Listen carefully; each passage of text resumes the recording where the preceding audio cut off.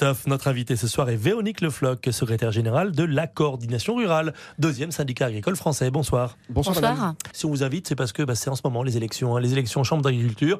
Les agriculteurs vont voter dans les jours à venir. Ils auront 15 jours pour voter. C'est un moment important pour les agriculteurs, ces élections? Tout à fait, c'est un moment très important puisque en agriculture, c'est le seul domaine dans lequel il n'y a pas d'alternance. Il y a un syndicat majoritaire qui est la FNSEA, qui est en place depuis toujours et qui mène une agriculture qui est orientée vers l'export. Et c'est une façon de produire qui ne ramène pas de prix dans nos exploitations. Qui dit pas de prix, dit pas de revenus. Et aujourd'hui, un problème en termes de nombre d'exploitations, un problème en termes d'installation. Et donc, il y a franchement tout à revoir pour relancer cette agriculture qui est une des meilleures et des plus résilientes dans le monde. Le gouvernement, pourtant, il fait quelque chose. Depuis le 1er janvier, avec la loi alimentation, la grande distribution n'a plus le droit de faire des promos au canon sur l'alimentaire. C'est plutôt une bonne chose, ça. Comme qu'on avait vu avec les pots de Nutella, par exemple. Hein. Ces promotions-là, elles n'auraient pas lieu d'exister si on avait une régulation en termes de production.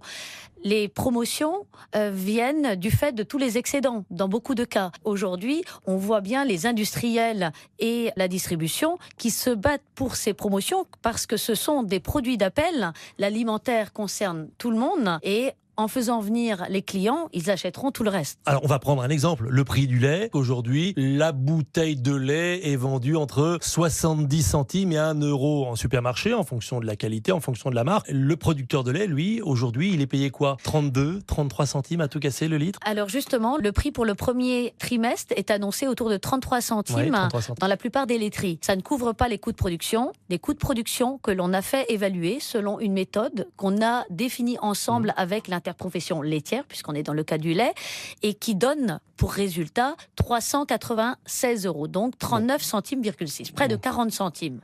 Pour autant, Donc le producteur du lait à 33, il perd de l'argent. Eh ben, tout à fait. À 33 centimes, le producteur, Il perd 7 centimes par litre. il n'est pas rémunéré. À ce prix-là, les producteurs ne continuent plus à investir dans leur outil. C'est toujours aussi compliqué, en tout cas dans ce domaine agricole. On sait que les conditions sont difficiles. Gagner de l'argent, c'est presque mission impossible pour beaucoup d'agriculteurs. Certains se donnent même la mort. Aujourd'hui encore. C'est un vrai problème et c'est le seul secteur économique où on a l'impression de ne pas être entendu ou de ne pas être cru. On nous dit toujours... Je vous pose la question directement. Comment se fait-il que tous les agriculteurs n'aient pas enfilé leur gilet jaune? Parce que c'est le moment. Oui. Nous sommes aussi des gilets jaunes, nous à la Coordination Rurale. Il y a 25 ans, nous étions déjà des gilets jaunes, puisque quand vous avez créé le syndicat, effectivement, en 92. Puisqu'à ce moment-là, il y avait une réforme importante de la politique agricole commune et on allait figer les prix de nos produits à un niveau pour qu'ils soient compétitifs pour être exportés. Aujourd'hui, nous sommes toujours sur les mêmes prix, 25 ans plus tard, et en plus, les aides de la PAC diminuent. Donc on a perdu sur tous les tableaux en se faisant en plus passer pour des assistés.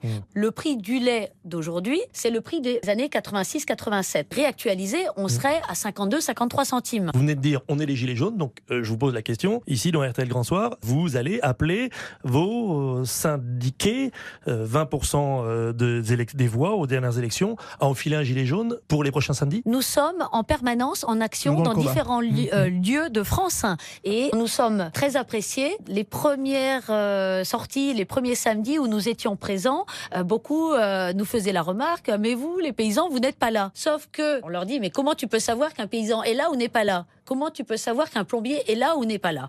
Donc nous sommes par la suite venus avec nos tracteurs. Voilà, les tracteurs au moins, c'est visible. Ouais. Et voilà, c'est visible. Mais bien sûr, les agriculteurs aujourd'hui veulent faire passer le message de ce que nous, on a vécu.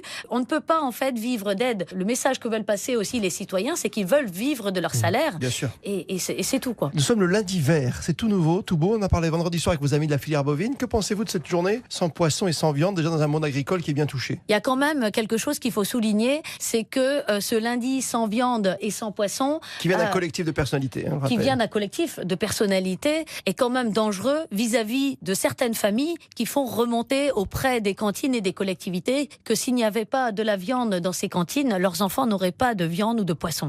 Véronique Le Floch, secrétaire générale de la Coordination Rurale.